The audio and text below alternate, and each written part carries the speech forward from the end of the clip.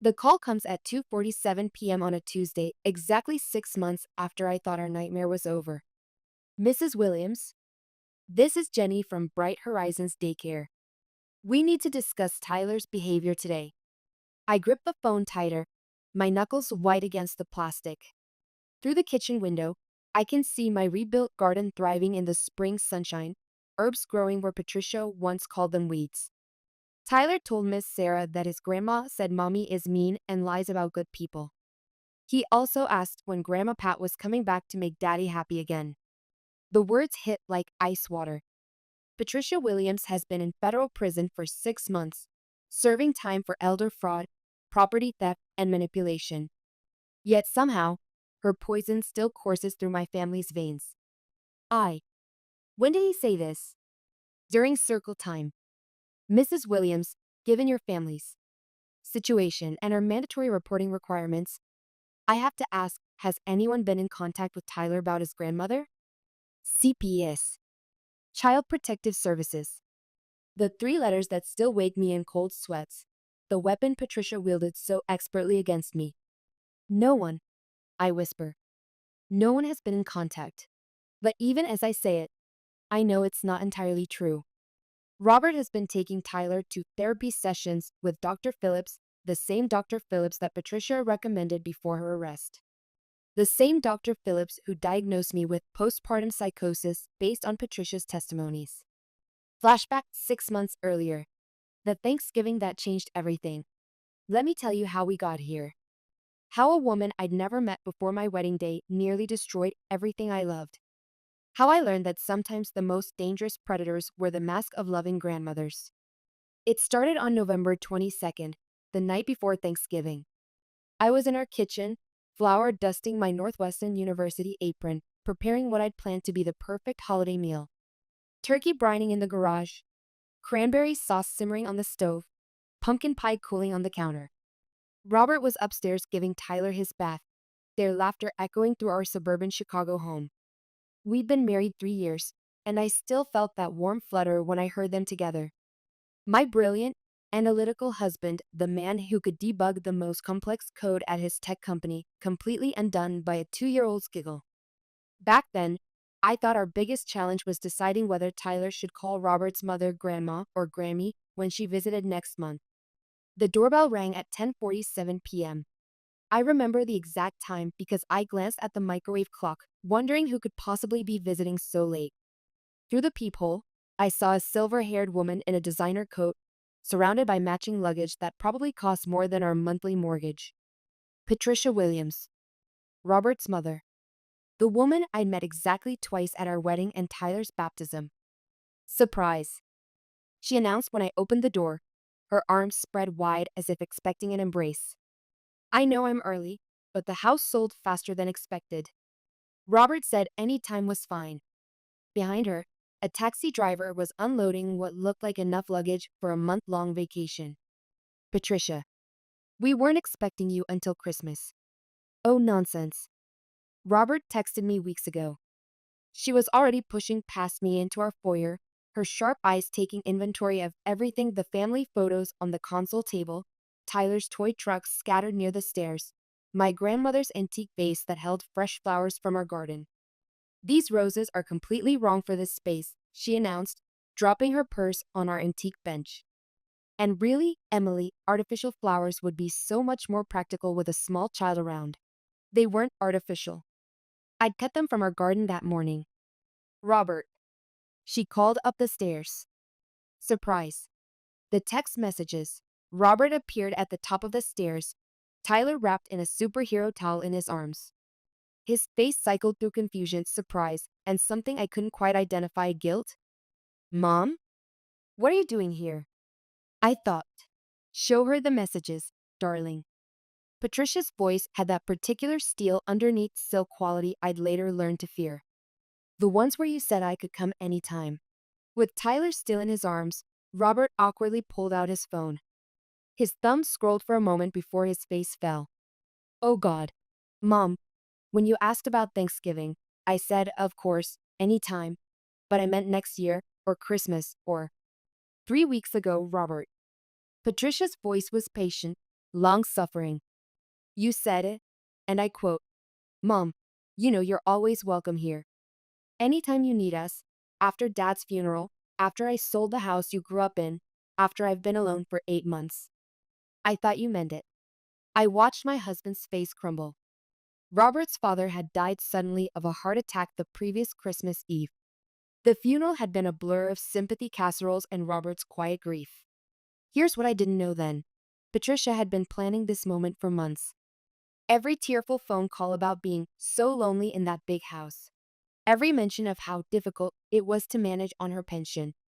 Every subtle hint about wanting to be closer to her only grandchild. She'd been weaving a web, and we'd walked right into it. Of course I meant it, Robert said quietly. You're always welcome here, Mom. We should have coordinated better. Patricia's smile was radiant. Oh, sweetheart, I know you're both busy. I didn't want to be a bother. I thought I'd surprise you. The taxi driver cleared his throat behind us. That'll be $340 from O'Hare, ma'am. $340 for a taxi ride. I did quick math. Patricia lived on Social Security and a small pension from her nursing career. That taxi fare was nearly half her monthly income. Later, I'd discover she'd maxed out her credit cards for this surprise visit. Later, I'd learned that the house she claimed had sold was actually being foreclosed on. Later, I'd understand that Robert wasn't her son to her, he was her retirement plan. The first night, the guest room, Patricia announced after Robert paid the taxi driver. I remember it being much larger. It's Tyler's playroom now, I explained. He needs space for his toys, and we converted it after. Oh, her pause was perfectly timed. Well, I suppose I can make do with the couch for tonight. Though with my back problems, it's going to be quite uncomfortable. Robert and I exchanged glances.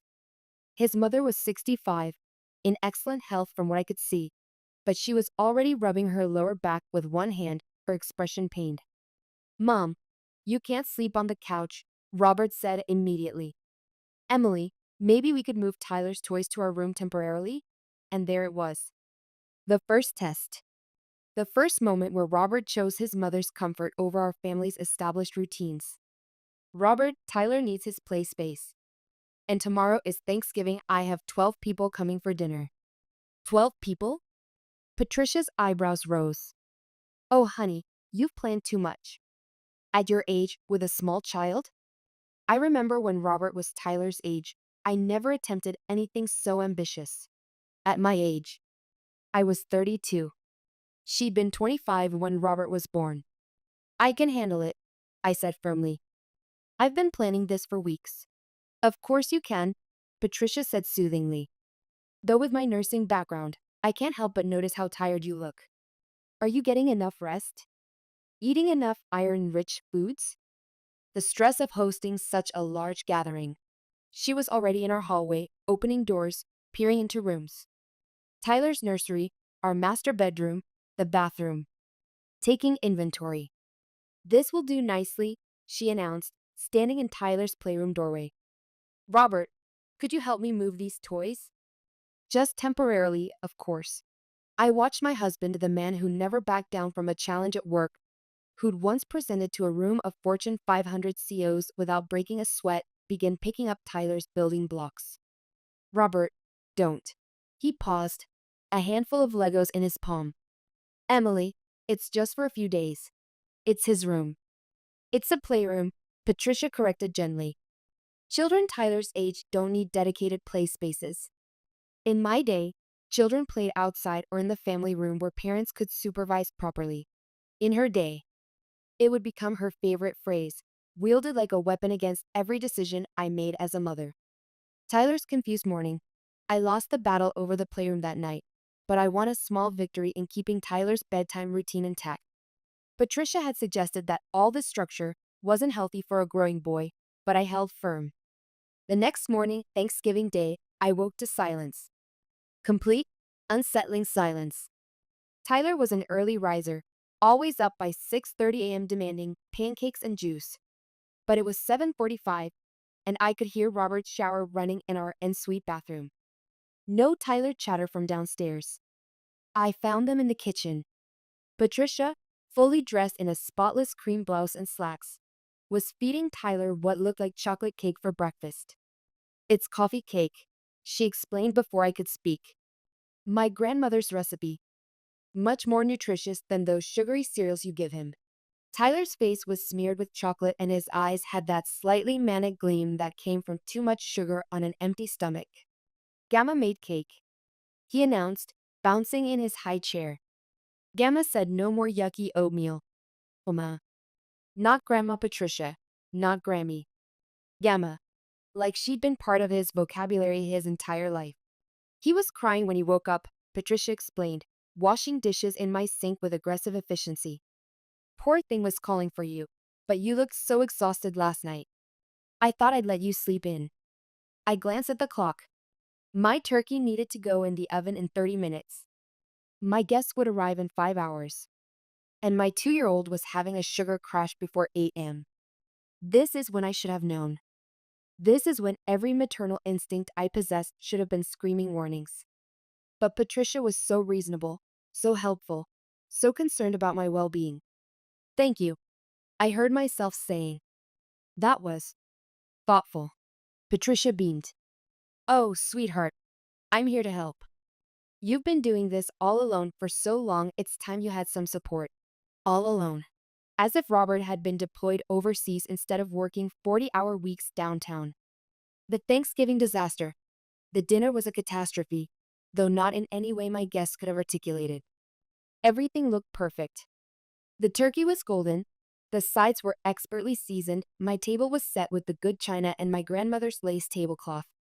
Patricia had even helped, making her famous green bean casserole and monopolizing conversations with her nursing stories. But Tyler was impossible. He refused to sit in his high chair, threw food when I tried to cut his turkey into appropriate pieces, and had a complete meltdown when I said no to a third helping of pie. "He's overtired," I explained to my guests, trying to maintain some dignity while a chocolate-covered toddler screamed in my arms. "Actually," Patricia interjected from across the table, "I think he might be overwhelmed by all the stimulation. Children Tyler's age do better with smaller, calmer gatherings." 12 people. I'd invited 12 people: my parents, Robert's college friends, our neighbor Sarah and her daughter. It wasn't a circus, it was a family holiday. When Robert was Tyler's age, Patricia continued, addressing the table as if I weren't holding my screaming child. "We kept things very simple, very peaceful. Children need structure, not chaos." Chaos. She'd called my carefully planned Thanksgiving chaos. I excused myself to put Tyler down for his nap, even though he rarely napped past 2 p.m. anymore. In his crib, he clung to my neck, his little body finally relaxing away from all the noise. "Gamma said I good boy," he mumbled against my shoulder. "Gamma said Mama makes too much noise." I pulled back to look at him. "When did Gamma say that, sweetie?" "When Mama was cooking." "Gamma says too much noise makes Tyler sad." She'd been in his ear all morning. While I was frantically preparing dinner, while Robert was watching football with his college friends, Patricia had been whispering to my son, teaching him that I was the source of disruption in his world. Back to present, the realization. I shake myself back to the present, the phone still pressed to my ear. Jenny from daycare is waiting for my response about Tyler's comments. "Mrs. Williams? Are you still there?" "Yes, I'm here. Look, Tyler's father has been taking him to therapy sessions." "Maybe something came up there?" "Therapy sessions?" We weren't informed of any ongoing therapy. Of course they weren't, because Robert never told me either. "I'll speak with my husband," I say carefully. "And I'll talk to Tyler tonight." "Mrs. Williams, given your family's history with CPS investigations." "There was never an investigation," I interrupt sharply. "My mother-in-law was arrested for fraud. The charges against me were dropped." "Of course. I just meant, we want to be supportive. If you need resources." I hang up before she can finish.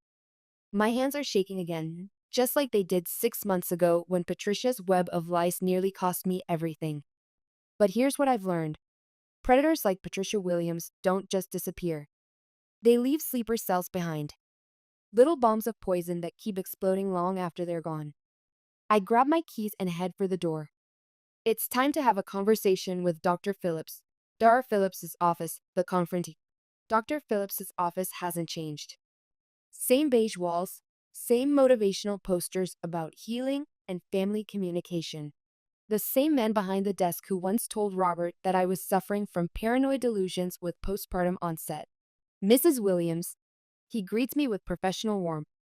I wasn't expecting you today. Is Robert joining us? No. And that's exactly what I want to discuss. I sit across from him, my posture straight, my voice level. 6 months ago, I was a desperate woman trying to prove her sanity. Today, I'm a mother protecting her child. I understand you've been having therapy sessions with my husband and son. Sessions I wasn't informed about. Dr. Phillips's smile falters slightly. Robert felt individual sessions might be beneficial during this transition period. After the difficulties with his mother, he's been processing quite a bit of guilt. Guilt, not recognition of his mother's manipulation, not understanding of how he'd enabled her abuse. Guilt. And Tyler? What's your therapeutic justification for including a 2-year-old in these sessions? Children often benefit from guided discussion about family changes. Robert was concerned that Tyler might have confused memories about his grandmother. Confused memories. Like Tyler remembering Patricia's kindness instead of her manipulation. Dr. Phillips, have you been encouraging Tyler to share positive memories of his grandmother?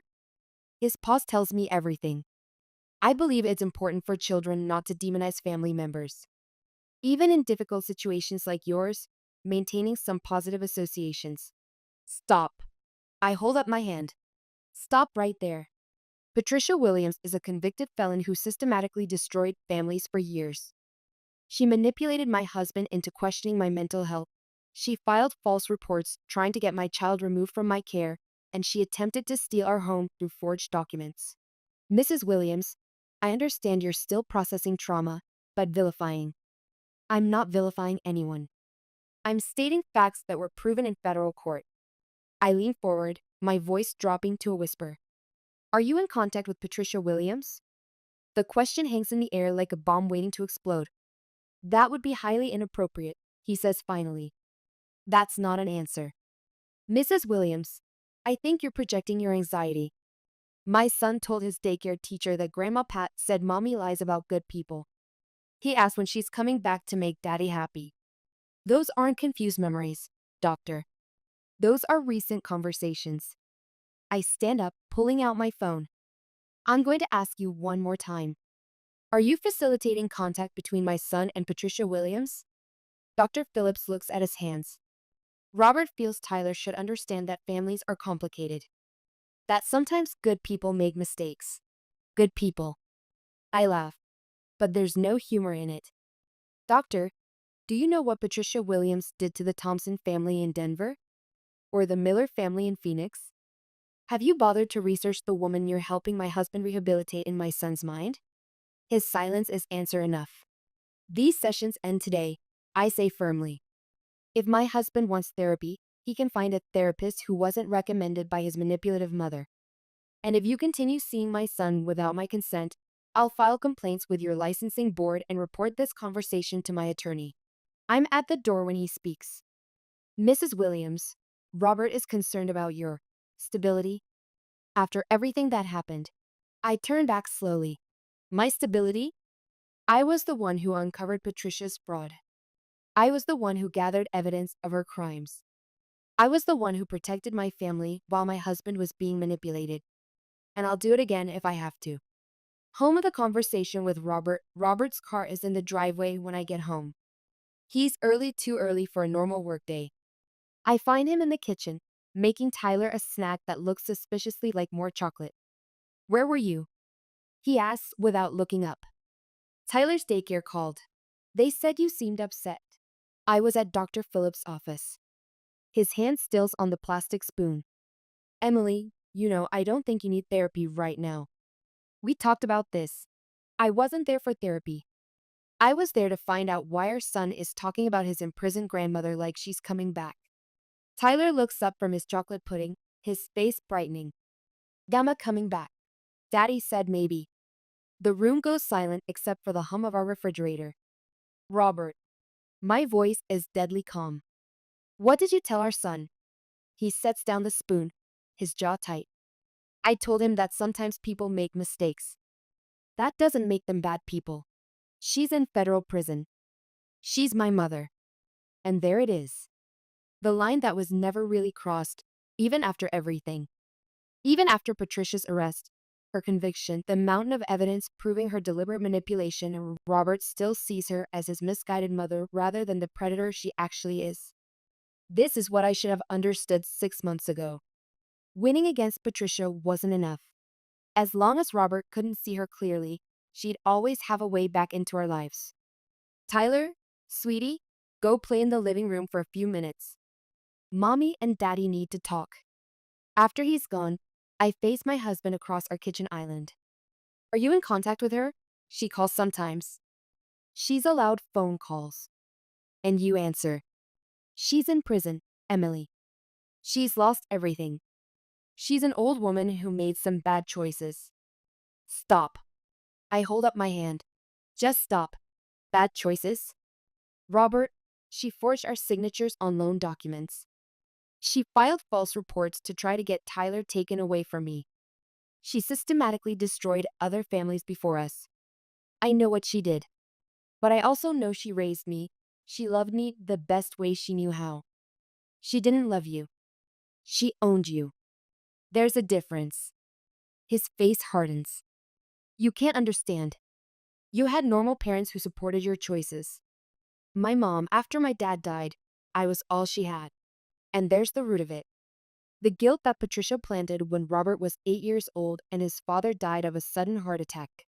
The guilt she watered and tended for 27 years until it grew into this, a grown man who can't distinguish between love and manipulation. Robert, do you remember what your father wrote in those letters? The ones Patricia hid from you? Those letters were written when Dad was angry, when they were fighting. Those letters were written by a man trying to protect his son from a woman he'd finally seen clearly. I grabbed the folder from our kitchen desk, the same folder that saved us 6 months ago. Inside are photocopies of Robert's father's letters, discovered in our attic after Patricia's arrest. Dear Robert, I read aloud. I need you to understand something about your mother. She doesn't love people, she collects them. You're not her son to her, you're her possession. And she'll do anything to keep her possessions under control. Robert turns away. He was dying. He was angry about the cancer. If something happens to me, don't let her isolate you. Don't let her make you feel guilty for living your own life. And whatever you do, don't let her near your children. The last line hits like it always does. Robert's father saw this coming decades ago. Emily, enough. She'll use your love against you, son. That's what she does. But love isn't supposed to hurt. Robert's shoulders slump. For a moment, he looks exactly like Tyler when he's been caught doing something wrong, confused, ashamed, but not ready to admit fault. She's still my mother, he whispers. And Tyler is still our son. Which one are you going to choose? The ultimatum. The silence stretches between us like a chasm. Through the window, I can see our rebuilt garden, the space where Patricia once tried to uproot everything I'd planted. Now it thrives, but it took months of careful tending to undo the damage she'd done. She wants to see him, Robert says finally. Tyler. She has visitation rights as a grandparent, and her lawyer says. No, Emily, legally. Legally, she's a convicted felon who used fraud and manipulation to try to steal our home and destroy our marriage. Legally, I have documentation of her filing false reports with CPS. Legally, I have recordings of her admitting to her crimes. I move closer to him, my voice softening. Robert, I understand she's your mother. I understand you have complicated feelings about her imprisonment. But I will not allow Tyler to be exposed to her manipulation again. It would be supervised. Prison visits are completely controlled. It's not about the setting. It's about the message. Every time you tell Tyler that Grandma Pat is just a confused old lady who made mistakes, you're teaching him that manipulation is acceptable if it comes from family. You're teaching him that love means accepting abuse. Robert's face crumples. I don't know how to do this. I don't know how to cut her off completely. And there's the truth underneath all his defensiveness. Robert isn't choosing Patricia over Tyler and me. Robert doesn't know how to choose anything. He's been trained from childhood to avoid conflict, to smooth over problems, to keep everyone happy even when happiness requires sacrificing his own well-being. I take his hands in mine. Then let me help you. But Robert, you have to trust me completely this time. No secret therapy sessions, no phone calls from prison, no rehabilitation efforts. If you want to process your feelings about your mother, do it with a therapist who wasn't chosen by her. Do it with someone who understands that loving someone doesn't mean enabling their destructive behavior. He looks at me with the same expression he had 6 months ago when the police were leading Patricia away in handcuffs, lost, ashamed, desperate for someone to tell him what the right thing to do is. What if she dies in prison? What if she gets sick and I never got to? To what? To have the mother you deserved? Robert, that woman never existed. The mother you're mourning is a fantasy that Patricia created to keep you under control. I pull him closer. But Tyler can have the father he deserves. He can have a father who chooses his family's safety over the comfort of avoiding difficult truths. I'm scared, he admits. What if you're wrong about her? What if she really was just trying to help in her confused way? Then we'll deal with that when Tyler is old enough to make his own informed decisions about relationships. But right now, he's 2 years old, and our job is to protect him from harm, even harm that comes wrapped in the package of family love. The decision. Robert stares at his hands for a long moment. I can see the war playing out in his mind, 35 years of conditioning versus 6 months of hard-won clarity. Okay, he says finally. Okay. No more phone calls. No more visits. And I'll find a new therapist. And no more secret conversations with Tyler about his grandmother. And no more secret conversations. He looks up at me. Emily, I'm sorry. For all of it. For not believing you sooner. For letting her back into our lives even after everything. I want to say it's okay. But it's not okay. It may never be completely okay. Patricia's poison runs deep, and trust, once broken, doesn't rebuild overnight. We'll figure it out, I say instead. But Robert, if you have contact with her again without telling me, if you expose Tyler to her influence in any way, I'll take him and leave. I won't go through this again. He nods, understanding the weight of my words. I know. I understand. Tyler's voice drifts in from the living room. He's talking to his toy dinosaurs, making them have elaborate conversations about friendship and sharing. Normal 2-year-old play, unmarked by the adult dramas swirling around him. For now. Epilogue. 3 months later. The support group meets in the basement of a community center in downtown Chicago. 12 folding chairs arranged in a circle, terrible coffee brewing in the corner, and 8 women who share the same haunted look around their eyes. Emily, Caroline Bennett greets me as I settle into my usual chair. How's Tyler doing? Better? The new therapist thinks he's forgotten most of the confusion from those sessions with Dr. Phillips. Caroline nods. She knows better than anyone how long the effects of Patricia's manipulation can linger. Her father is still in therapy, still working through years of her psychological abuse. And Robert? I consider the question. He's trying. Really trying. But some habits die hard. Just last week, I'd caught him starting to dial Patricia's number after Tyler had a particularly difficult day. The instinct to call his mother for parenting advice dies hard, even when that mother is serving time in federal prison. It's the little things, says Maria from across the circle. My ex-husband still flinches when I raise my voice, even though it's been 2 years since his mother was removed from our home. Patricia Williams destroyed 5 families that we know of.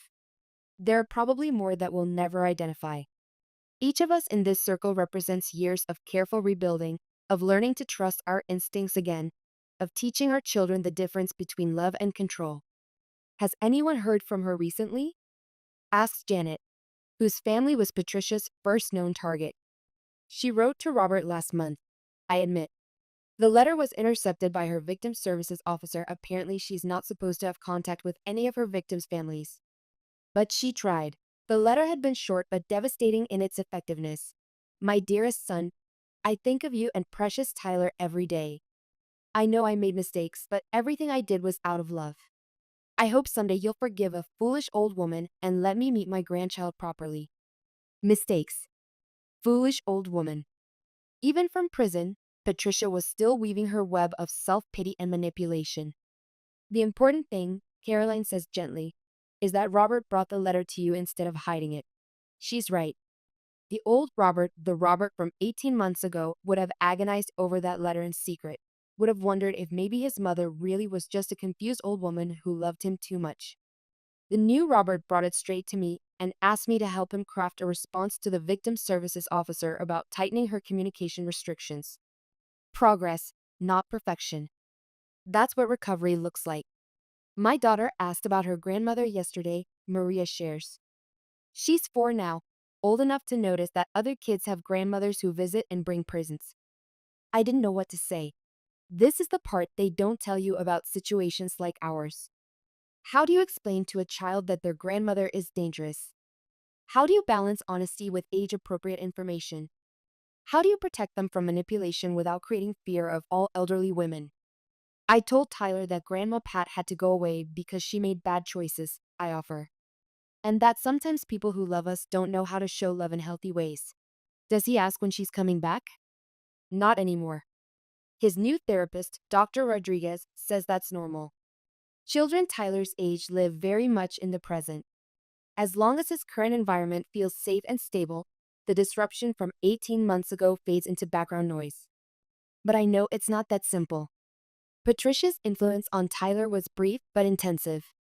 Even now, he sometimes exhibits behaviors that make me wonder the way he manipulates his daycare teachers with exaggerated sadness when he wants something, the way he can shift from tears to smiles with calculated precision.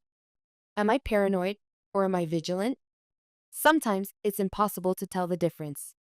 The phone call from prison, 3 weeks after the support group meeting, my phone rings at 2:15 p.m. while Tyler is napping. Unknown number with a Chicago area code.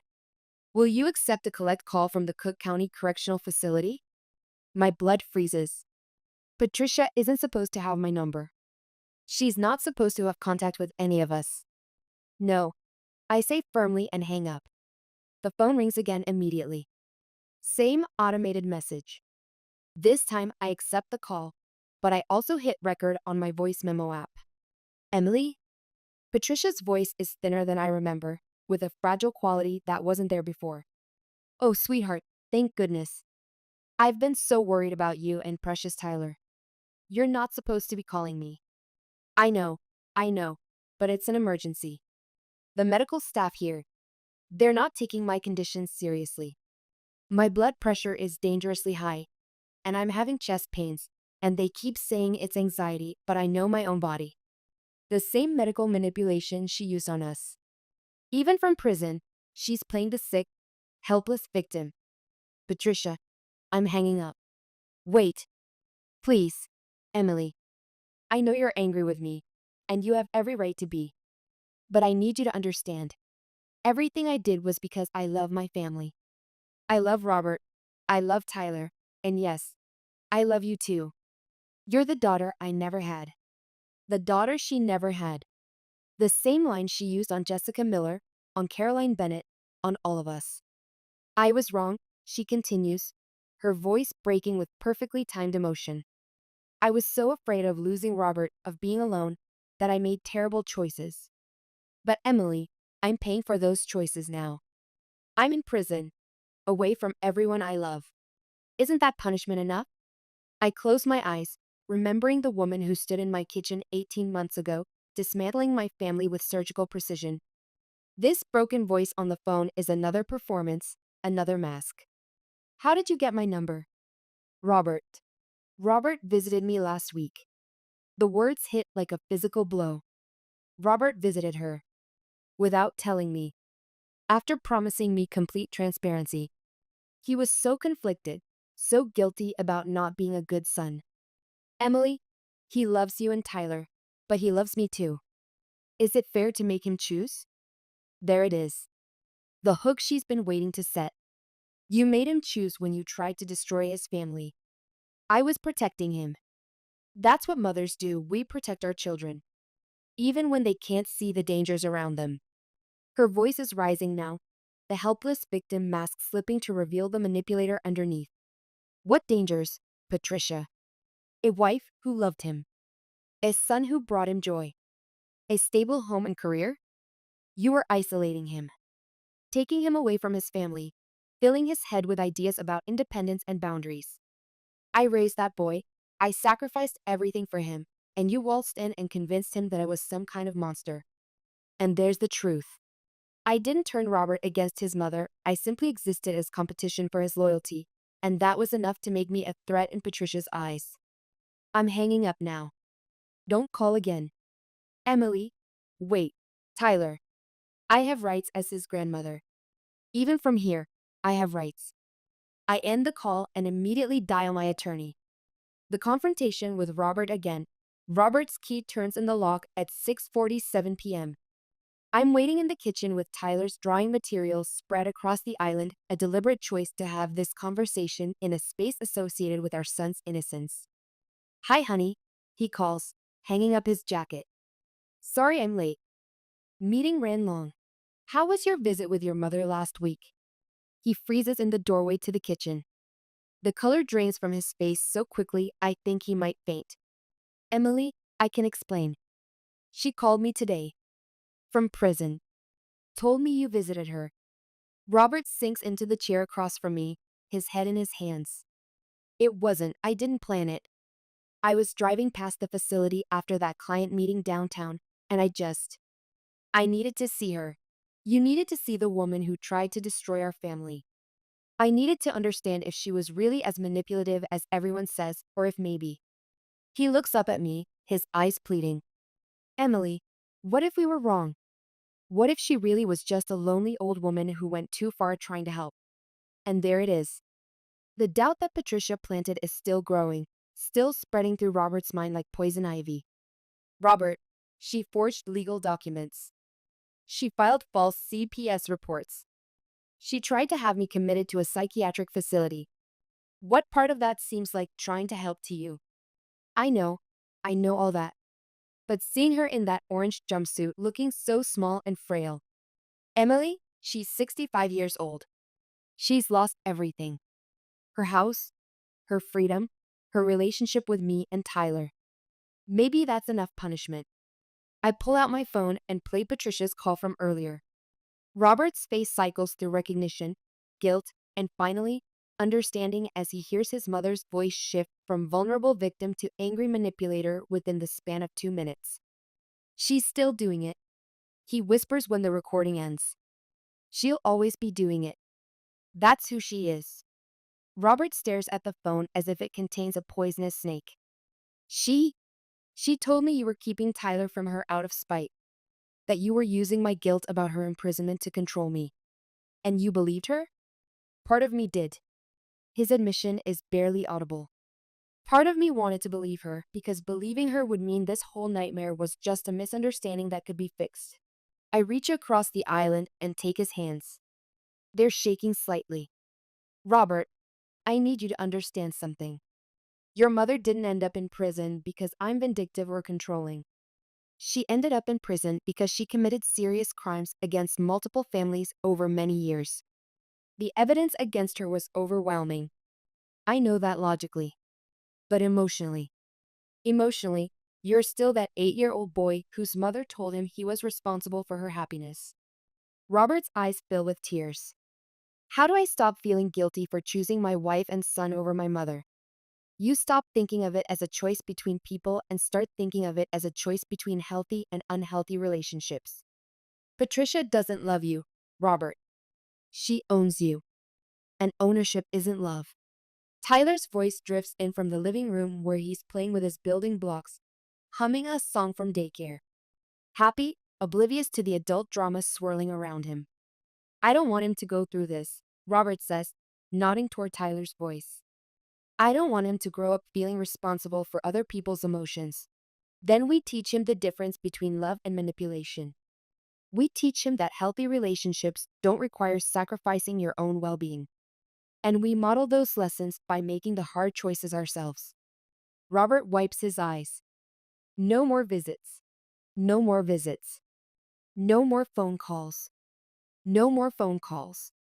And if she contacts me again through other people, I tell you immediately. And you tell me immediately. He looks at me with something like wonder. How are you so strong about this? How are you not confused or conflicted? The answer is simple, but it took me months to understand it myself. Because I'm protecting our son. When you're protecting your child, clarity comes easier. 6 months later, the appeal. The letter arrives on a Tuesday morning in March, official stationery from the Illinois Department of Corrections. Dear Mr. and Mrs. Williams, you're being notified that inmate Patricia Williams, 47,291, has filed an appeal for early release based on medical hardship. As victims in her case, you have the right to submit impact statements to the parole board.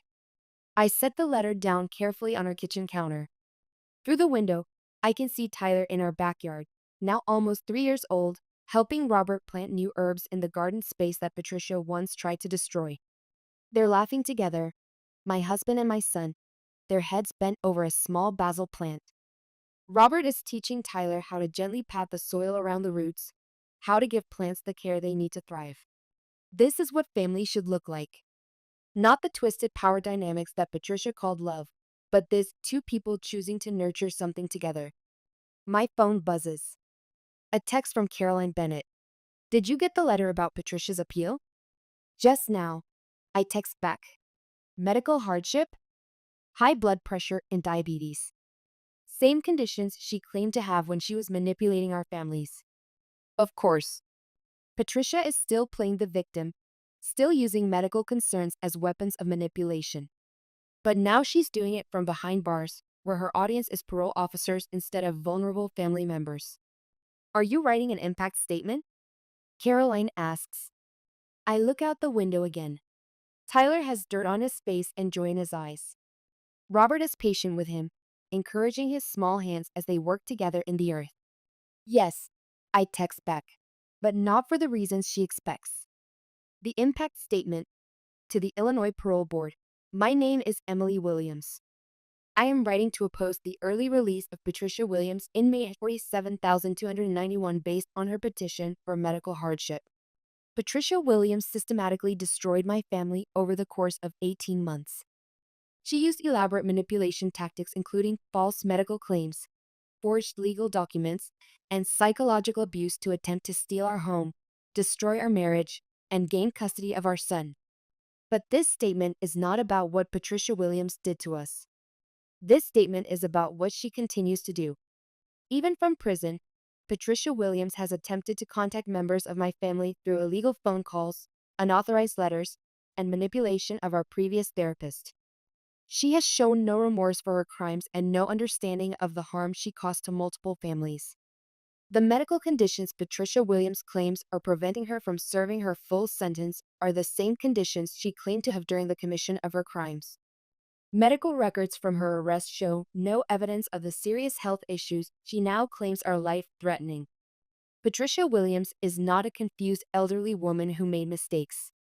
She is a predator who spent decades perfecting her ability to identify and manipulate vulnerable people. Her age and supposed frailty are tools she uses to gain sympathy and avoid consequences. Early release would give Patricia Williams the opportunity to target new victims. It would also send a message to her current victims that our safety is less important than her comfort. I urge you to deny her petition and require her to serve her full sentence. Sincerely, Emily Williams' mother, wife, and survivor. I print 3 copies, one for the parole board, one for our attorney, and one for my own files. Then I walk outside to where my family is working in the garden. Mama, look. Tyler holds up his dirt-covered hands proudly. I planted basil. You did such a good job, sweetheart. I kneel beside him in the soil, breathing in the scent of earth and growing things. This is going to be beautiful when it grows up. Robert catches my eye over Tyler's head. Everything okay? Everything's perfect. And for the first time in 2 years, I mean it completely. Final scene. 1 year later. The phone call comes on a rainy Thursday in April. I'm folding laundry while Tyler naps, the domestic peace of our renovated home wrapping around me like a warm blanket. Mrs. Williams, This is Officer Janet Martinez from the Illinois Department of Corrections. I'm calling to inform you that inmate Patricia Williams died this morning of complications from a stroke. I sit down heavily on our couch, the basket of Tyler's small shirts forgotten in my lap. Was it sudden? She was taken to the hospital yesterday evening. She passed peacefully this morning. As her next of kin has been notified, I wanted to inform you as well, given your victim's status in her case. Robert. They would have called Robert first. Thank you for letting me know. After I hang up, I sit in the silence of our home. No sense of victory, no feeling of relief. Just emptiness. The monster that haunted our family for so long is simply gone. Tyler's sleepy voice drifts down from upstairs. Mama? I awake. Coming, baby. I find him in his room, hair tousled from sleep, clutching the stuffed elephant that Patricia once tried to replace. He's grown so much in the past year, longer legs, more words, but still that sweet smile that makes my heart skip. Did you have a good nap? I dreamed about dinosaurs and ice cream, he announces seriously. And Daddy was there, and you were there, but no scary ladies. No scary ladies. I don't think Tyler remembers Patricia consciously anymore, but sometimes his subconscious surfaces in unexpected ways. That sounds like a very good dream. Mama, can we make cookies when Daddy comes home? Of course we can. Robert's car pulls into the driveway at 5:30, right on schedule. I watch through the window as he sits in the driver's seat for a moment, his hands gripping the steering wheel. Then he takes a deep breath and walks toward our front door. How are you? I ask when he comes inside. I don't know. He hangs up his jacket with careful precision. I thought I'd feel something more. Relief, or sadness, or something. But it just feels like closing a book I never wanted to read in the first place. Tyler runs down the stairs, launching himself into Robert's arms. Daddy, Mama said we can make cookies. Did she? Well, we better get started then. I watch them together in our kitchen, Tyler standing on a chair beside Robert, helping measure flour and arguing about whether chocolate chips or sprinkles are better. This is the family Patricia tried to destroy, and we're not just surviving anymore. We're thriving. The best revenge isn't destroying your enemy. It's building a life so beautiful that their absence only makes it more beautiful. That evening, after Tyler is asleep and the cookie dishes are washed, Robert and I sit in our backyard. The garden is in full bloom now, herbs and flowers creating a tapestry of green and color where Patricia once stood and criticized my choices. Do you think we should tell Tyler someday? Robert asks. About what she did, why she's not in his life, when he's older. When he can understand the difference between family who loves you and family who hurts you. And if he asks why we didn't give her more chances? I think about this for a moment, watching fireflies begin to dance among our restored plants. We'll tell him that love doesn't require you to accept abuse. That protecting your family sometimes means disappointing people who claim to love you. And that choosing safety over guilt is always the right choice. Robert nods, his face peaceful in the twilight. I still feel guilty sometimes. I know. That's normal. The guilt will probably always be there a little bit. But Robert, feeling guilty about protecting your family from a predator is like feeling guilty about locking your doors at night. The guilt isn't rational, but the protection is necessary. A year ago, this conversation would have sent Robert spiraling into self-doubt and desperate phone calls to Dr. Phillips. Tonight, he simply nods and squeezes my hand. Thank you, he says quietly. For what? For fighting for us when I couldn't. For seeing clearly when I was too confused. For never giving up on the possibility that we could be happy. Inside the house, Tyler's nightlight glows in his window. Tomorrow he'll wake up excited about something small and wonderful, a new book from the library, or a planned trip to the park, or the possibility of pancakes for breakfast. His world is safe and predictable and full of people who love him without conditions. Patricia Williams is gone, but the life we built in spite of her remains. And that life, chaotic and imperfect and gloriously normal, is beautiful enough to erase every shadow she tried to cast. Sometimes the greatest victory is simply the right to live in peace. I quit. The words hung in the Chicago boardroom air like a death sentence.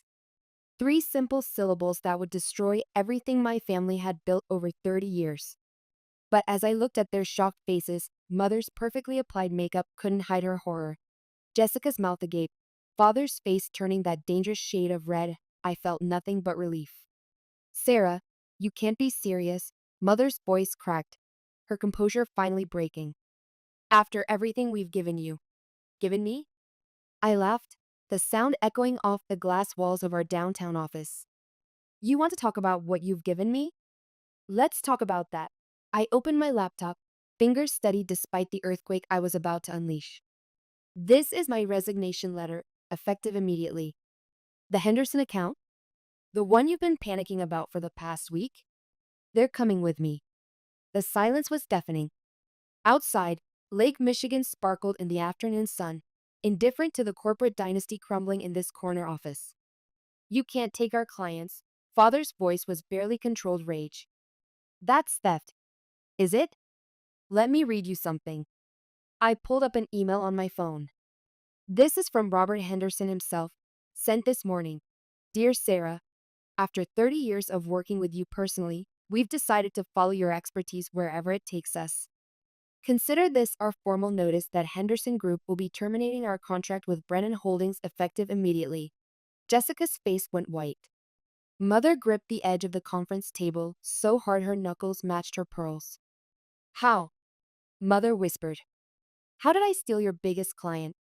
The same way I've been managing this company for the last 15 years, by actually caring about the work instead of just the social status it brings. Flashback April 15th, 6 weeks earlier. How did it come to this? How did a forgotten birthday lead to the destruction of everything I'd spent 30 years building? It started, like most disasters, with something small. A single email that appeared on my screen at 7:47 a.m. on April 15th, my 58th birthday. Sarah, Henderson account needs immediate attention. Also arrange catering for charity gala. Ellen. No happy birthday. No acknowledgement that 58 years ago today, I'd entered this world.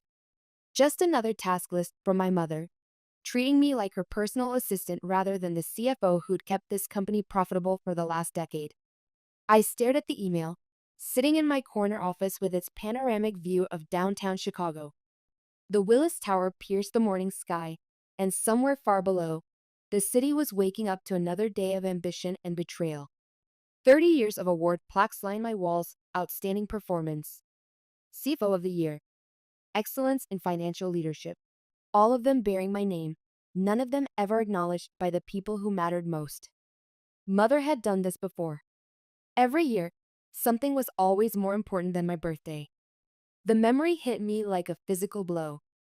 I was 7 years old, sitting at our dining room table in our Winnetka mansion, wearing a pink dress Mother had picked out, waiting beside a homemade cake that our housekeeper Maria had baked. The candles had burned down to stubs before I finally accepted that my parents weren't coming home. There at the Palmer house, Maria had whispered, stroking my hair as I cried. Big client dinner. Very important people. More important than their daughter's birthday, apparently. The next morning, Mother had found me still in my dress, asleep at the table.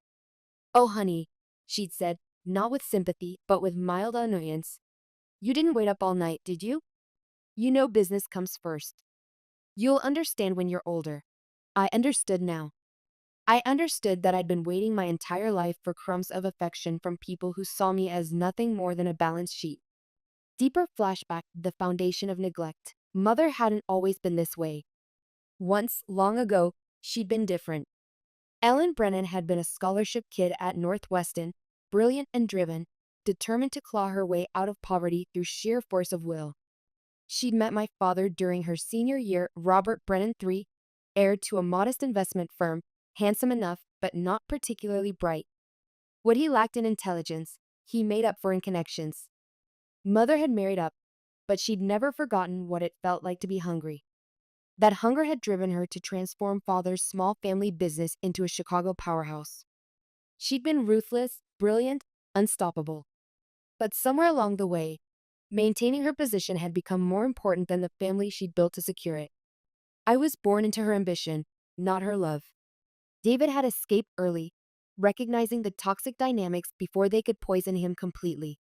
He left for Stanford when I was 16, and I'd watched him build a life free from mother's suffocating expectations. But I'd stayed, thinking I could earn her approval through achievement. 30 years later, I was still trying. Present the office, April 15th. Girl, tell me you're not working on your birthday again. Linda's voice cut through my thoughts as she burst into my office carrying a small cupcake with a single candle. At 52, she was the only person in this building who actually remembered what day it was. Linda had been my assistant for 8 years, but somewhere along the way she'd become something more precious, a friend.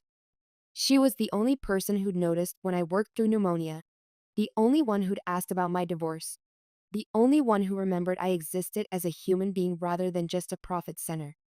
Thanks, Linda. At least someone cares. I managed a weak smile, but something dark was growing inside me. Something that had been building for 30 years. Did they seriously forget again?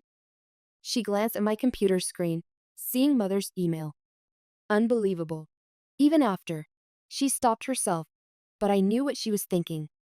Even after last year, when Mother had scheduled her charity gala on my birthday, completely overshadowing the one day that was supposed to be mine. Last year's birthday had been the beginning of my awakening. I'd been so excited about turning 57. I thought maybe, finally, I'd reached an age where birthdays mattered less and accomplishments mattered more.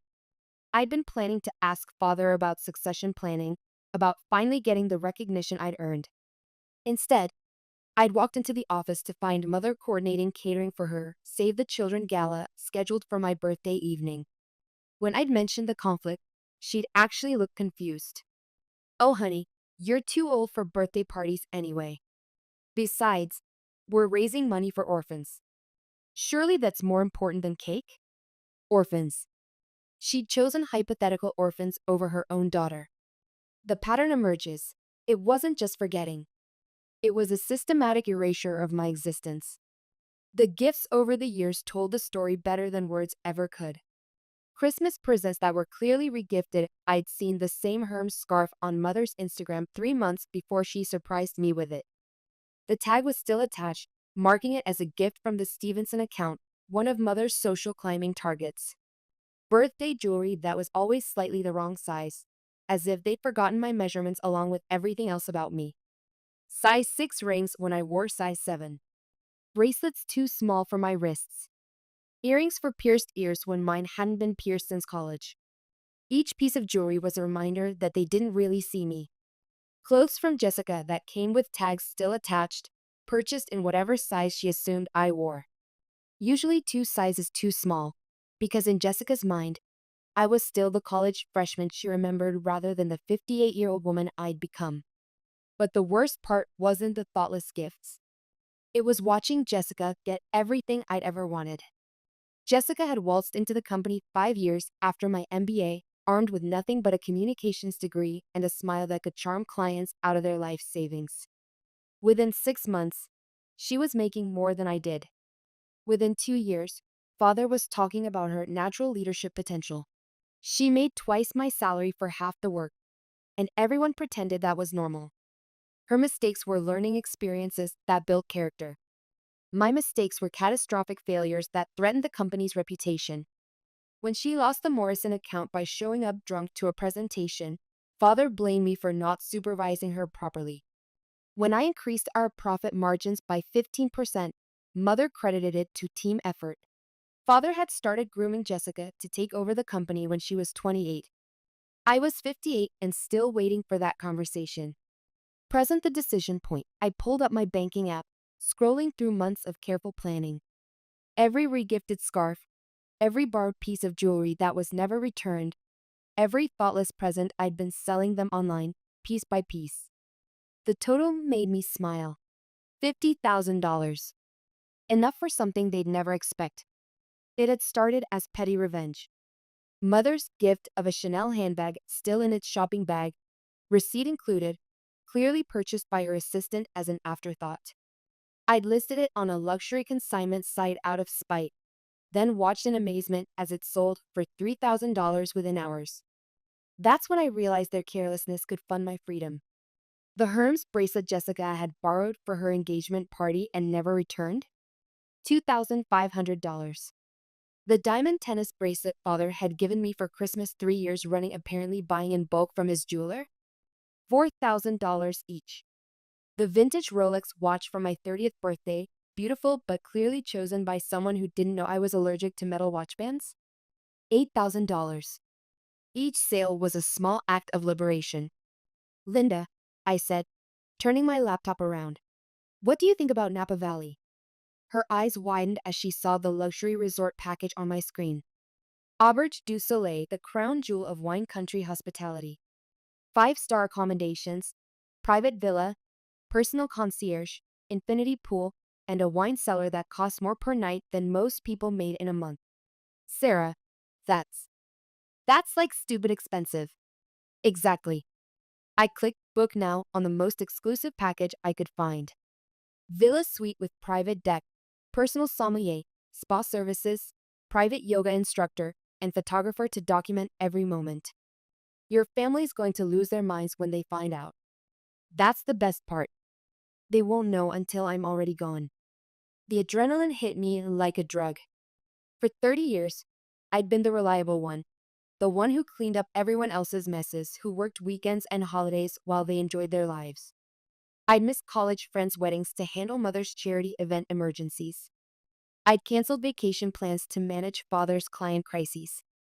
I'd worked through my divorce proceedings because the company needs you, Sarah. Not anymore. My phone buzzed. Father's name appeared on the screen. Sarah, where are those Henderson files? Still working on them, Dad. By the way, do you know what day it is? Wednesday. Look, just get those files done. Your mother's planning another gala, and we need to free up some capital. Of course. Another opportunity for mother to play the philanthropist while I did the actual work. Actually, Dad, I have some news. I'm taking a vacation. Starting tomorrow. The silence on the other end was deafening. In 30 years, I'd never taken more than 3 consecutive days off. The concept of Sarah Brennan taking an actual vacation clearly did not compute. You can't. We have the Henderson presentation next week. Then Jessica can handle it. She's so capable, right? Always ready for new challenges? Sarah, be reasonable. Jessica doesn't know the Henderson account like you do. Then maybe it's time she learned. I'll be back in 2 weeks. I hung up and immediately started packing my desk. 30 years of my life in this office, and it all fit into 2 small boxes. My diplomas, a few personal photos, the coffee mug David had sent me from Silicon Valley with world's most underpaid CFO printed on the side. The most valuable thing in this office wasn't mine to pack, it was the relationships I'd built with our clients over 3 decades. The escape to Napa, the moment I stepped onto the private deck of my villa at Auberge du Soleil, overlooking the golden hills of Napa Valley, I knew I'd made the right choice. For the first time in years, I could breathe. This was what money could buy when it wasn't filtered through other people's priorities. The villa was ridiculous 1,200 square feet of luxury with floor-to-ceiling windows, a private infinity pool that seemed to spill directly into the valley below, and a wine collection worth more than my annual salary. My bed was larger than my office back home, and the bathroom featured a soaking tub position to take advantage of the vineyard views. My phone had been buzzing nonstop since I'd left Chicago, but I'd switched it to silent. Let them panic. Let them scramble. For once, their crisis wasn't my emergency. Miss Sarah, would you like me to arrange your wine tasting for this afternoon? James, my personal concierge, approached with the kind of respectful deference I'd never received at home. He was about 50, with silver hair and the bearing of someone who'd spent his career making important people comfortable. That sounds perfect. And James? I'll be posting some photos on social media today. Could you make sure they're memorable? He smiled knowingly. Of course, ma'am. Our photographer is excellent at capturing the essence of our guest experiences. Shall I arrange for golden hour lighting? Golden hour lighting. When was the last time anyone had cared about making me look good?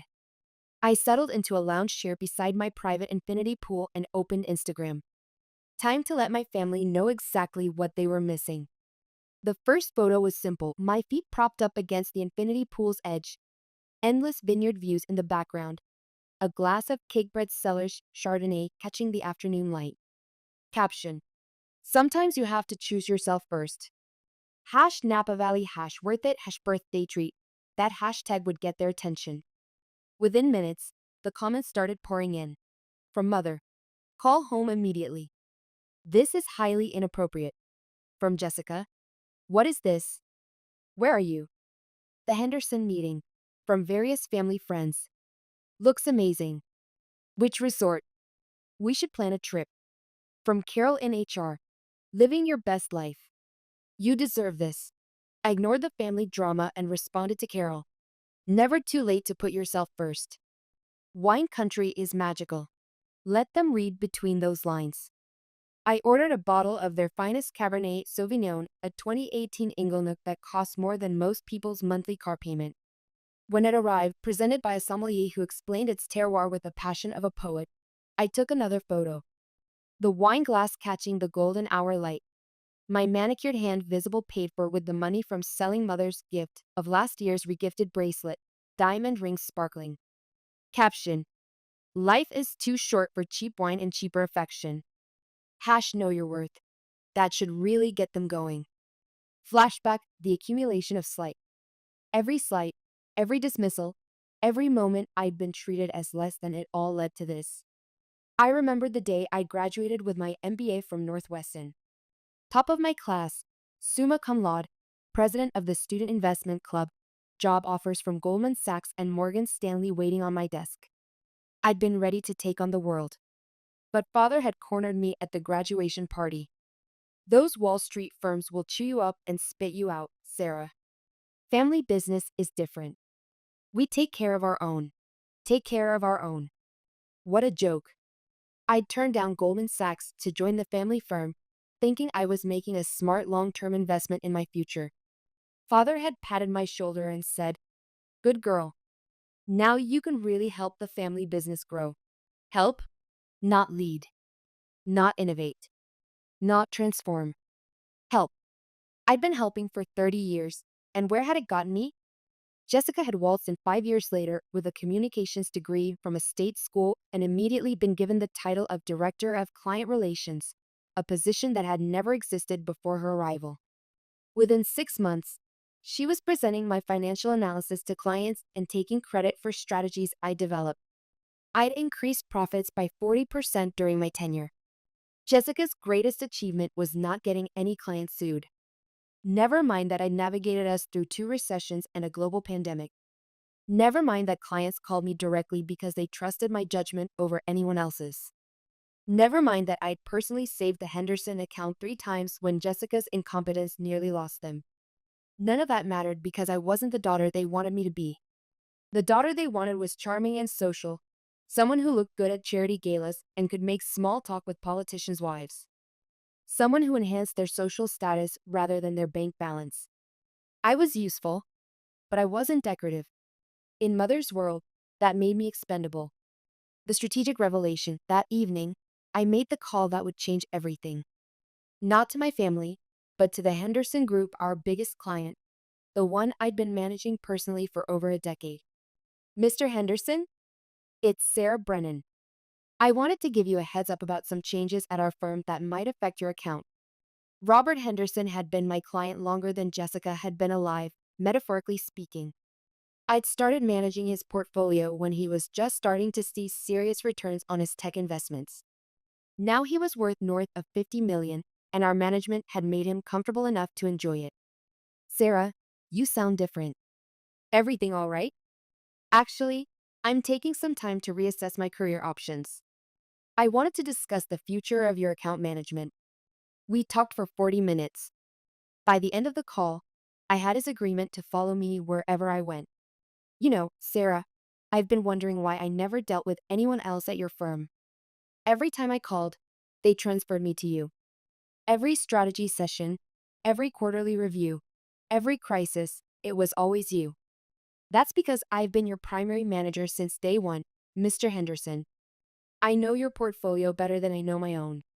And if you were to, hypothetically, start your own firm or join another one, hypothetically, my first priority would be ensuring all my clients receive the same level of personalized service they've come to expect. Consider this conversation my informal notice that Henderson Group would be very interested in continuing our relationship, regardless of the letterhead on our statements.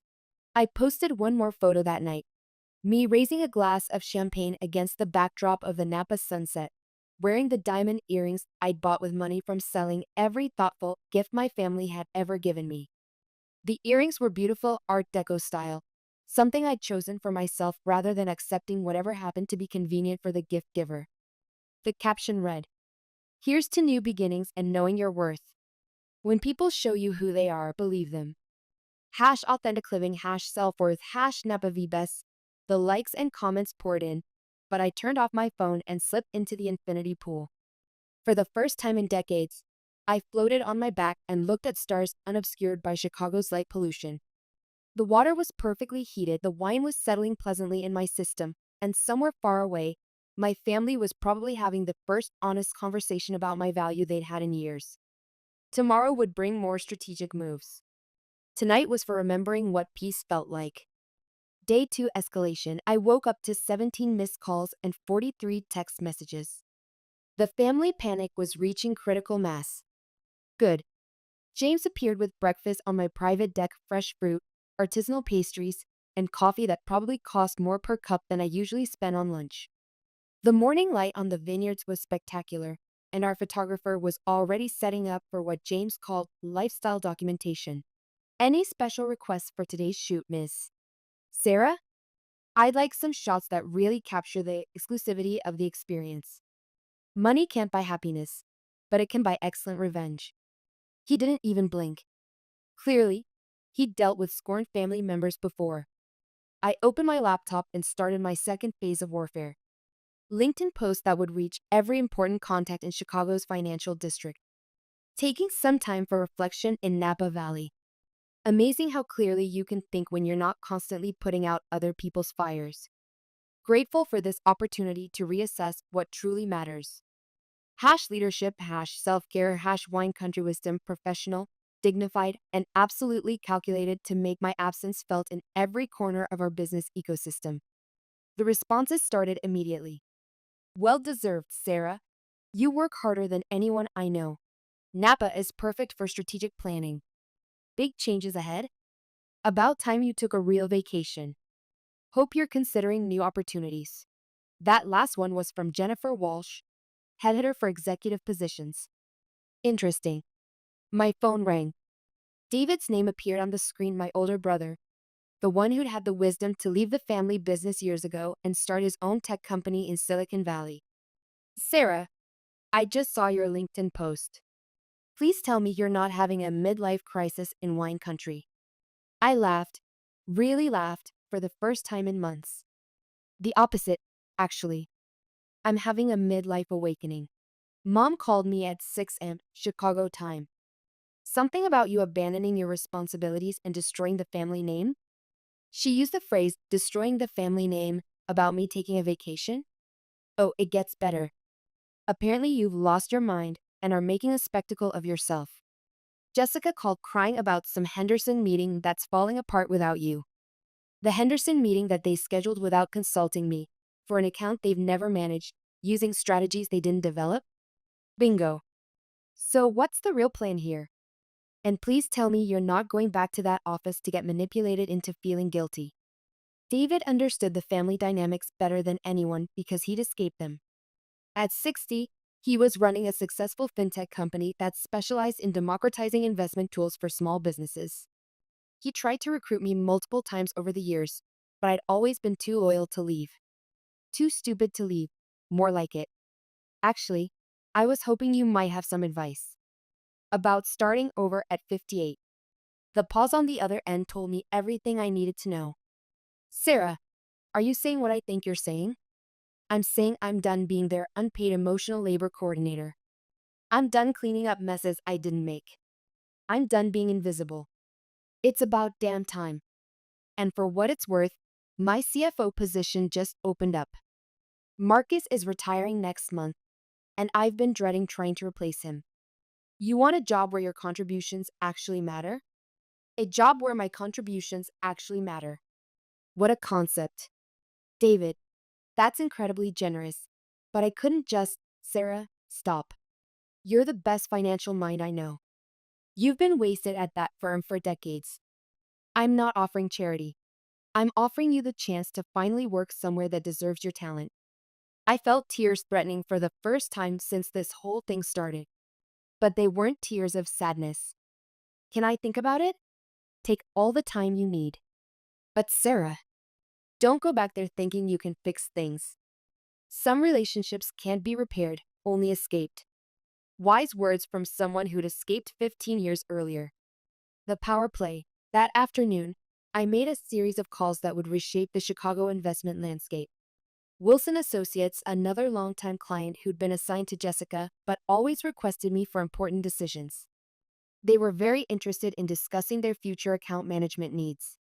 The Jacobson family trusts old Chicago money that father had been courting for years, but could never quite land because he didn't understand their investment philosophy. I developed a relationship with their family office manager through careful cultivation over 2 years. Margaret, it's Sarah Brennan. I wanted to touch base about the Jacobsons' Q3 planning. By the end of that conversation, I had tentative agreements for 3 more major accounts to follow me wherever I went. Not because I was stealing them, but because I was the one they trusted. I was the one who answered their calls, who understood their goals, who had delivered consistent returns for years while my family took credit. I posted a photo from my wine tasting that afternoon at me and the sommelier examining a glass of 2016 Screaming Eagle Cabernet, one of the most exclusive wines in the valley. Caption: Learning so much about value today. Fascinating how price and worth aren't always the same thing. Some things are priceless simply because they're irreplaceable. Hash wisdom, quality over quantity, hash Trevelu. Let them try to decode that one. The comments on my posts were becoming a battleground. Family friends trying to stay neutral, colleagues expressing support, and my family becoming increasingly desperate in their public responses. Mother had actually commented, "Family dinner Sunday. Don't make me worry more than I already am. Jessica, Sarah, we need to talk. This is getting out of hand." But the best comment came from Carol in HR. Sometimes the most valuable thing you can do is refuse to be undervalued. Carol got it. Carol had been watching this dynamic for years. Day 3, the revelation. My phone rang at dawn. Mother's name on the screen, probably calculating that she could catch me before I was fully awake and therefore more pliable. She was wrong. "Sarah, this has gone far enough. You've made your point. Now come home and we'll discuss whatever is bothering you like adults." "Good morning, Mother. I'm doing wonderfully. Thanks for asking. The weather here is absolutely perfect. Don't be flippant with me, young lady. Do you have any idea what you've done to the Henderson meeting?" Young lady. At 58, I was still a young lady to her. I imagine Jessica handled it with her usual competence. "How did it go?" The silence stretched long enough that I knew the answer. "The meeting has been postponed until you return." "Has it? How interesting. Did they say why?" "They said they prefer to work with their primary contact." "But you're not their primary contact anymore, Sarah. This is a team effort. A team effort where one team member did all the work and the others took all the credit." "Mother, let me ask you something. When did you last speak directly with Robert Henderson?" "I don't see how that's relevant. When did you last review his portfolio performance? When did you last discuss his risk tolerance or investment timeline? When did you last explain why we were recommending specific fund allocations?" More silence. "That's what I thought. 30 years of client management, and you've never actually managed the clients. You've hosted dinner parties and played golf while I did the actual work." "Sarah, you're being ridiculous. Of course we appreciate your contributions. Do you?" "When's my birthday, Mother?" The question that had started all of this. "Your birthday?" "Sarah, what does that have to do with anything?" Just answer the question. "When is your daughter's birthday?" I could hear her flipping through what was probably her calendar or phone. I don't have time for games, Sarah. You know I'm terrible with dates. April 15th, mother. The same date it's been for 58 years. The same date you forgot again this year while asking me to arrange catering for your charity gala. Oh, the sound was small, deflated. Oh, Sarah. Save it. It's too late for apologies. I hung up and immediately called Jennifer Walsh, the headhunter. Jennifer? Sarah Brennan. I saw your comment on my LinkedIn post. Let's talk. The infrastructure of escape. What followed were the most productive 3 days of my professional life. Jennifer had a network that spanned from Silicon Valley to Wall Street, and my reputation was better than I'd realized. Apparently, being the competent one in a family firm for 30 years had earned me more recognition than I'd known. Sarah, I've had 3 firms reach out about you just since your LinkedIn post went live. Whatever you're doing in Napa, it's working. By day 4, I had preliminary offers from 2 investment firms and 1 family office, plus David's standing invitation to join his tech company. The salary ranges started at 40% above what I was making in Chicago and went up from there. More importantly, they all wanted me for what I was actually good at, not as a placeholder for someone else's ambitions. James had arranged for professional photography throughout my stay, and the images were stunning. Not the filtered, desperate selfies that I saw from Mother's charity events, but actual artistic documentation of someone living well. Me in the vineyard at golden hour, glass of wine in hand, looking contemplative and free. Me at the spa, serene and relaxed. Me at dinner, engaging in conversation with interesting people who weren't related to me and didn't want anything from me except good company. I looked like a different person. I looked like myself. The final photo series showed me in the infinity pool at sunset, arms spread wide, floating like I was embracing the sky. The photographer had captured something indefinable, peace, maybe, or possibility. Caption. Sometimes you have to go far away to remember who you are up close. Distance brings clarity. #perspective #growth #becoming. The responses to that post told me everything I needed to know about who my real friends were. The nuclear option on day 5. I made the call that would end everything. Carol, it's Sarah. I need to discuss some HR matters when I return. Carol had been in human resources for 15 years. She'd seen everything, and more importantly, she'd documented everything. She was also one of the few people at the firm who never treated me like a nepotism hire. Sarah, how's wine country? You look amazing in those photos. It's been revelatory. Listen, I need to know about the documentation requirements for filing complaints about pay disparities and hostile work environment. The silence on the other end told me she'd been waiting for this conversation. What specifically are you looking to document? Everything. Salary differences between employees with comparable experience and performance. Instances of credit for work being reassigned to less qualified family members. Pattern of hostile treatment disguised as family dynamics. Sarah. Her voice was careful, professional. I may have already started some of that documentation. Unofficially. Unofficially? Let's just say that what you're describing isn't unique to your experience. Other employees have raised concerns about the family dynamics affecting workplace equity. We talked for an hour. By the end of that conversation, I knew that my experience wasn't isolated and that Carol had been quietly building a case for months. The labor board would be very interested in our family's business practices. The nuclear option was loaded and ready to fire. That evening, I called every major client personally. Not to steal them, but to inform them that there would be some changes in account management and to ensure they felt comfortable with the transition. It was the ethical thing to do, and it also happened to demonstrate my value more clearly than any performance review ever could. Henderson Group. Sarah, we'd like to discuss transitioning our account to wherever you're going next. Wilson Associates. We've been meaning to talk about our dissatisfaction with the current service level. Would you be available for consultation work? The Jacobson Family Trust.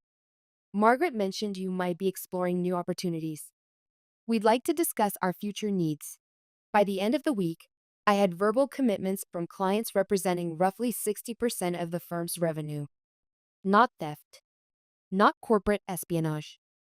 Just relationships built over decades of competent, caring service, finally recognizing where their loyalty actually belonged. Day 6, the return. The flight back to Chicago was surreal. First class, paid for with money from selling mother's regifted jewelry, watching the flat Illinois landscape emerge below. In my carry-on bag were signed letters of intent from 4 different employment opportunities, each one offering more money and respect than I'd ever received from my family. I felt like a different person. I felt like myself.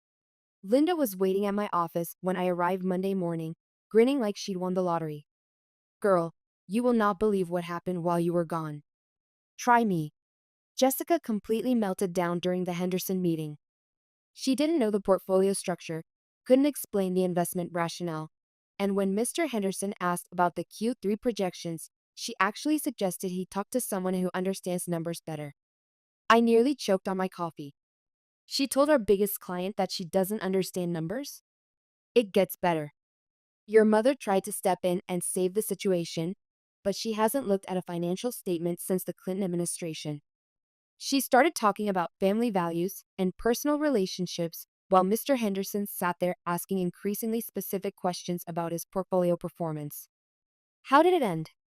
Mr. Henderson stood up in the middle of your mother's speech about family values and said, I think we should postpone this meeting until Sarah returns. She's the only one who actually knows my account. I couldn't help but smile. Robert Henderson hadn't survived 40 years in business by accepting incompetence politely. And then? Your father called an emergency staff meeting and basically threw you under the bus, saying you'd abandoned your responsibilities and put the company at risk. But Carol. Linda's grin widened. Carol stood up in that meeting and asked if he'd like her to present the salary comparison data she'd been compiling for the labor board review. Carol had played her hand perfectly. The room went dead silent. Your father asked what labor board review, and Carol very professionally explained that several employees had expressed concerns about pay equity and workplace practices. She said the documentation was preliminary, but quite comprehensive. I felt a surge of affection for Carol. She'd protected me even while I was gone. How did they react? Your mother went white as her pearls. Jessica started crying. Your father demanded to see the documentation, and Carol said she'd be happy to share it with his attorney once the formal complaint was filed. And then? Then your mother called you 17 times in 20 minutes. Those calls I'd ignored while floating in my infinity pool. I settled into my office chair for what I knew would be the last time. Everything looked smaller somehow, less important. The awards on my wall seemed like participation trophies rather than recognition of achievement. Funny how perspective changes when you realize your value elsewhere. Linda, I need you to do something for me. Can you schedule a meeting with the full board for this afternoon? I have some announcements to make. The full board? Sarah, what are you planning? Justice. Finally. The board meeting. The conference room was packed when I arrived at 3 p.m. All 5 board members, plus mother, father, and Jessica, looking like they were attending a funeral. In a way, they were. The funeral of their comfortable delusions about how this company actually functioned. I set up my laptop and connected to the large monitor, just like I had hundreds of times before. But this time, the presentation wasn't about quarterly earnings or investment strategies. This time, it was about truth. Thank you all for coming. I know this meeting was called on short notice, but I have some announcements that affect the future of this company. Father leaned forward aggressively. Sarah, if this is about your little vacation tantrum, it's not a tantrum when you're 58 years old, Dad. It's a career decision. I clicked to my first slide. My resignation letter. Effective immediately, I'm resigning from my position as CFO of Brennan Holdings. The explosion of voices was immediate and predictable. Jessica's, you can't. Overlapping with Mother's, this is ridiculous. And Father's demands for explanation. I waited for them to exhaust themselves, then continued. I've accepted a position as CFO of Morrison Technologies in Silicon Valley. My brother's company. Starting salary is 60% higher than my current compensation, with equity participation and actual advancement opportunities. I clicked to the next slide. Client commitments. As of this morning, I have written commitments from Henderson Group, Wilson Associates, Jacobson Family Trust, and Morrison Investment Partners to transfer their accounts to my new firm. These represent approximately 65% of our current revenue. The room went silent. Board member Thomas Walsh raised his hand. Sarah, those are major clients. How do we retain them? You don't. They're not leaving because I'm stealing them. They're leaving because I've been their actual financial advisor for the past decade, and they want to continue that relationship. I clicked to my next slide. The pay equity analysis.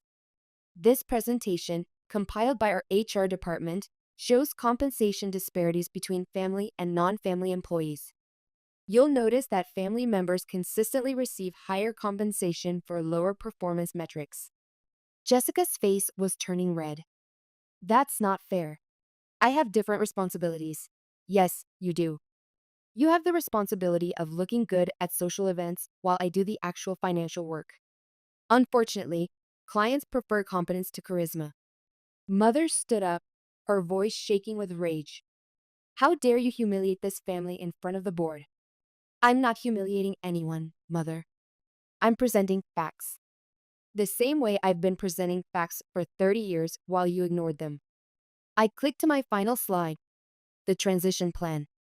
I've prepared detailed documentation for all active accounts, including client preferences, investment strategies, and performance history. Jessica will need to study this carefully if she hopes to retain any of the remaining clients. Sarah, Father's voice was pleading now. We can work this out. We can discuss adjustments to your compensation. It's not about money anymore, Dad. It's about respect. And it's too late for that. I gathered my materials and stood up. The Henderson Group meeting has been rescheduled for Friday at 2 p.m. They specifically requested that I attend to facilitate the transition. After that, I'll be relocating to California. I paused at the door. Oh, and Mother? My birthday is April 15th. It has been for 58 years. You might want to make a note of that for Jessica's transition planning. The aftermath.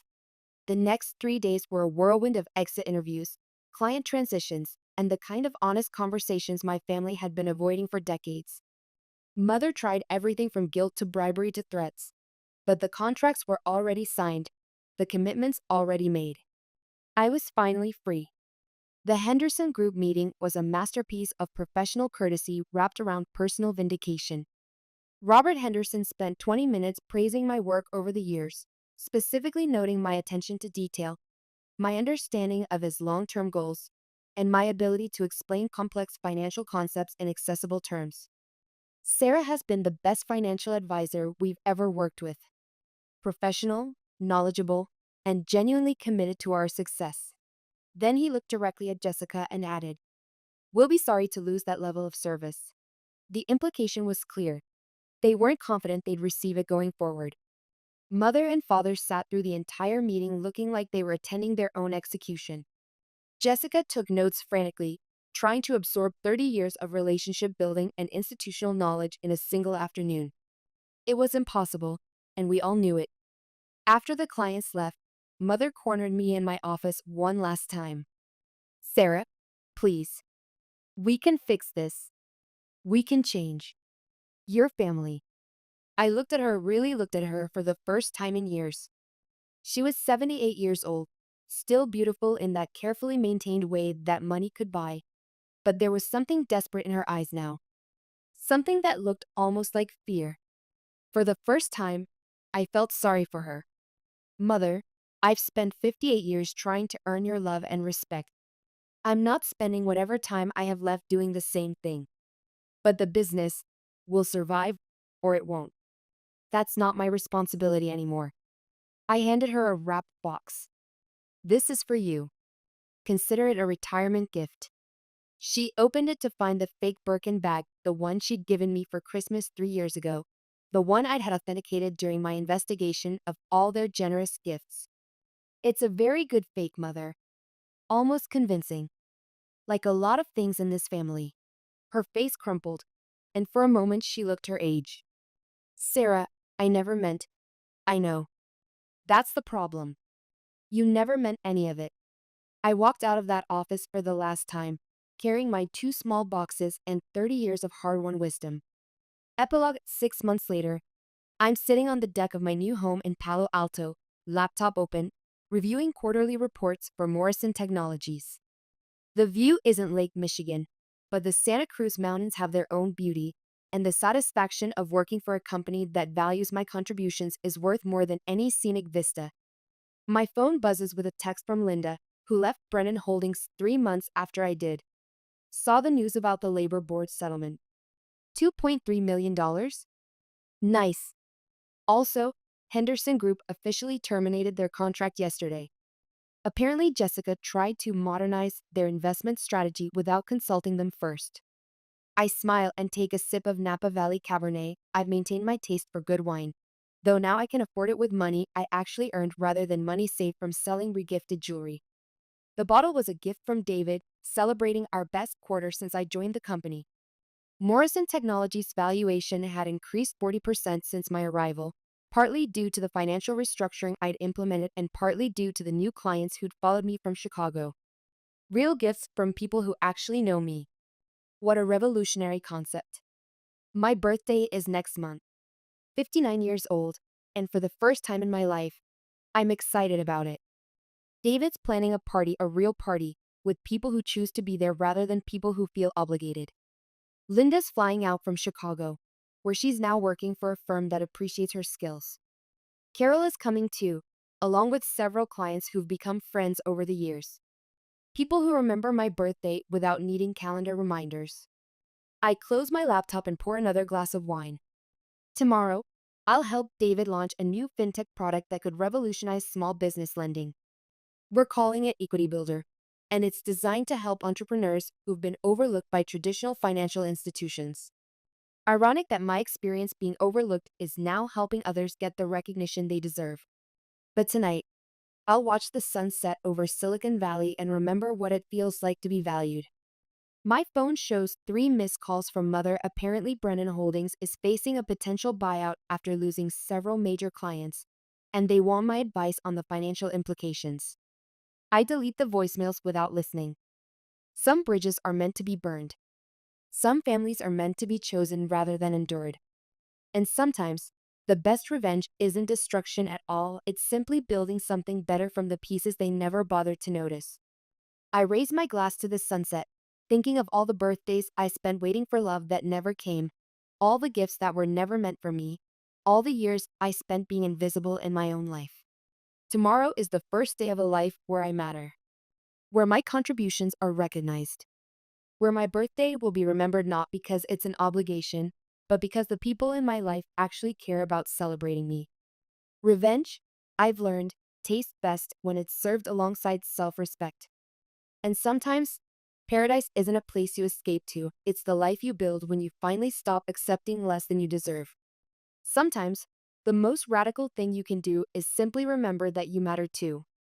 The stars are beginning to emerge over the valley, and somewhere in the distance, a coyote calls to its pack. I'm alone on my deck, but I'm not lonely. For the first time in 58 years, I'm exactly where I belong. Free.